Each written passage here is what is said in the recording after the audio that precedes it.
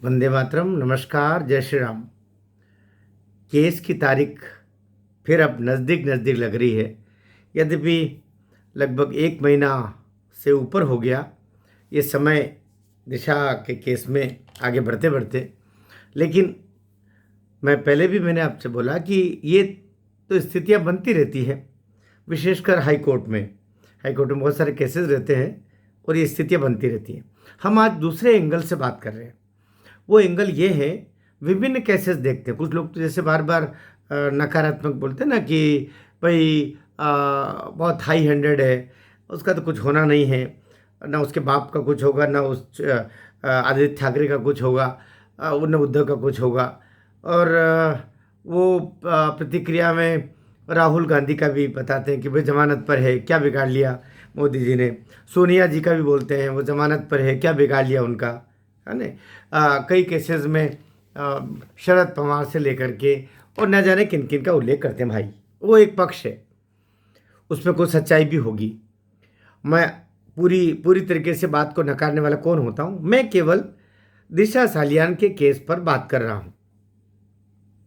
अभी मार्च से लेकर अब तक ये 5-6 महीने में बहुत द्रुत गति से काम हो रहा है, काम चल भी रहा है। और अब जो स्थिति आ रही है, दो एंगल पर हम बात कर रहे हैं। एक एंगल तो यह कि जब कर्नाटक के प्रसंग में वहाँ का सांसद और प्रज्वल रेवन्ना की बात कर रहा हूँ मैं, जो पूर्व प्रधानमंत्री का पोता और एक मुख्यमंत्री का लड़का, ये भी कह सकते हो आप, इतना बड़ा हाई हैंडेड एक बड़ी पार्टी का करता धरता कैसे कह लीजिए, आने वाली पीढ़ी के दृष्टिकोण से कहें तो अगर देवगौड़ा जी का वंश परंपरा का कहें तो उनका तो सब कुछ वही है। लेकिन जिस तरीके से वो खेल करता गया और उसने न जाने, क्षमा करना आप, दिन भर के बाद अभी घर लौटा हूँ और ये लगा कि ये वीडियो मुझे बनाना ही चाहिए, उसे बना रहा हूँ। तो थोड़ा सा बीच में एक आध दफ़े सिर दुख रहा है थोड़ा सा आपसे बात करने में। तो अ, ये जो प्रज्वल रेवन्ना का केस था, धीरे धीरे चला। आप में से जो उस केस पर जिनकी दृष्टि रही होगी उनको पता होगा, धीरे धीरे आगे बढ़ा है। लेकिन फिर जब स्पीड कब आई, पहले बहुत दबाया, ये तो न जाने कब से चल रहा था, लेकिन वो इस केस को दबाया गया।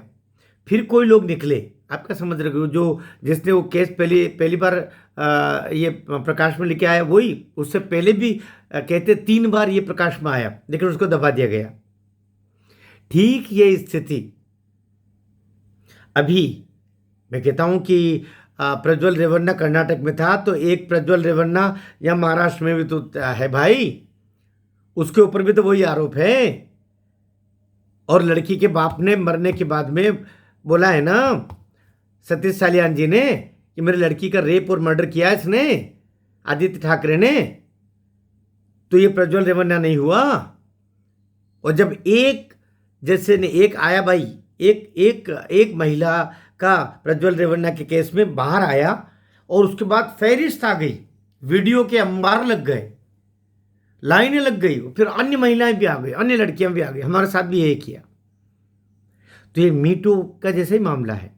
तो प्रज्वल रेवन्ना केवल एक कर्नाटक में ही नहीं, बल्कि एक जीता जागता प्रज्वल रेवन्ना हम कह सकते हैं।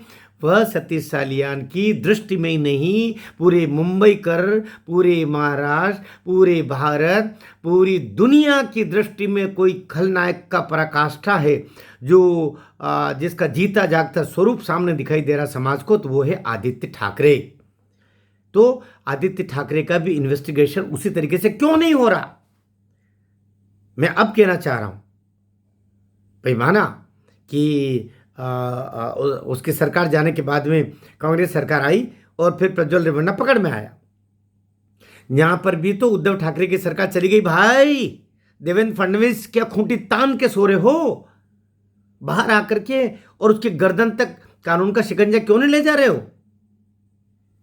ये जो आप आदरणीय देवेंद्र फडणवीस जी, आपकी धर्मपत्नी महाराष्ट्र की भाभी कह लीजिए, वो जो जैसे तंग कपड़े पहन करके उन्होंने साफ सफाई कर रही थी। ये गलियों की साफ सफाई करने से भाभी जी काम नहीं चलेगा। देवेंद्र फडणवीस जी को बोलिए अपने पति को कि महाराष्ट्र में भी बहुत सारी गंदगी फैली हुई है आदित्य ठाकरे जैसी, उसकी सफाई कौन करेगा? उनके साथ बंद कमरों में बातें क्यों करते हैं आपके पतिदेव? वो भी गंदगी को प्रश्रय देने जैसा ही है। देवेंद्र जी, तुम संघ के स्वयंसेवक हो यार भाई, क्यों दिल दुखाते हो? क्यों शाप ले रहे हो समाज का? एक बार जरा कड़क हो जाओ, क्योंकि दिल्ली को भी आपकी ये कारस्तानी अच्छी नहीं लग रही। देवेंद्र जी सुन लीजिए, अमित शाह जी, नरेंद्र मोदी जी और केंद्रीय नेतृत्व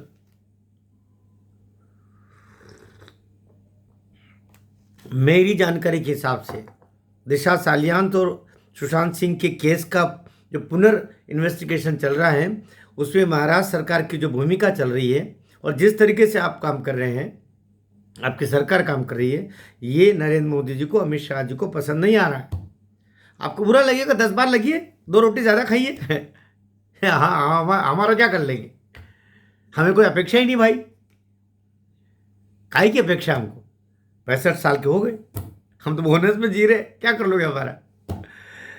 तो जब हम उस मर्डरर, सुपारी किलर, हाँ, मानव अंगों का तस्कर करने वाले इस तथाकथित ठाकरे गैंग से नहीं डर रहे हैं। तो डरने का तो प्रश्न होता नहीं, लेकिन दुख होता है, दुख होता है। आपका जो कानूनी विभाग है, कानून विभाग है, वो जिस तरीके से काम करना चाहिए क्यों नहीं कर रहा? क्यों एफआईआर दर्ज नहीं कर रहे? सरकार के लिए चुटकियों का काम है, क्यों तरफदारी कर रहे हैं? पहले वाले ने जो पाप किया है इन्वेस्टिगेशन में उद्धव सरकार के समय पर, उस पाप को आप क्यों ढो रहे हो? मैं कल एक बड़ा वीडियो बनाने वाला हूं।